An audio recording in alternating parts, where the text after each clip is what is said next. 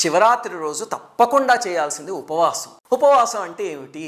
దానికి 2 అర్థాలు ఉన్నాయి. ఒకటేమో మనం అస్తమాను వాడుకునే అర్థం, మనకు అందరికీ తెలుసు ఏమిటంటే అన్నం మానేయడం. ఒక రకంగా ఏదైనా తినడం మానేసి ఉపవాసం చేయడం మంచిది. ఎందుకంటే మీరు సైంటిఫిక్గా చూస్తే కనుక శరీరంలో కొవ్వు ఇలాంటివి ఉంటాయి కదా, అవి కొన్ని కరుగుతాయి, దానివల్ల ఆరోగ్యం బాగుపడుతుంది. అలాగే విపరీతంగా తినేస్తే నిద్ర వస్తుంది తప్ప భగవంతుడి మీద మనస్సు నిలవదు. అందుకని ఉపవాసం అనే దాన్ని మన ప్రతి పండక్కి మన ఋషులు లింక్ చేసి పెట్టారు. కానీ గుర్తుపెట్టుకోండి, అలా మానేసేసి మధ్య బీపీలు షుగర్లు ఉన్న వాళ్ళందరూ కటిక ఉపవాసం చేద్దామని పట్టుదలతో కూర్చుని పక్క రోజు వెళ్ళి హాస్పిటల్లో చేరుతున్నారు, సెలైన్లు పెట్టించుకుంటున్నారు. అలాంటివి ఎంతమందిని చూశానో. అలాంటి ఉపవాసాలు ఎప్పుడూ చేయకండి, అది మంచిది కాదు. ఇంకా రెండవది, అసలైన ఉపవాసం ఏమిటి? ఇది అన్నం మానేయడం ఉపవాసం కాదు. అసలైనది ఏమిటి అంటే ఉపవాసం అంటే దగ్గరగా ఉండడం. అంటే మన మనస్సు పరమేశ్వరుడికి దగ్గరగా రోజంతా ఉండగలిగితే దాన్ని ఉపవాసం అంటారు.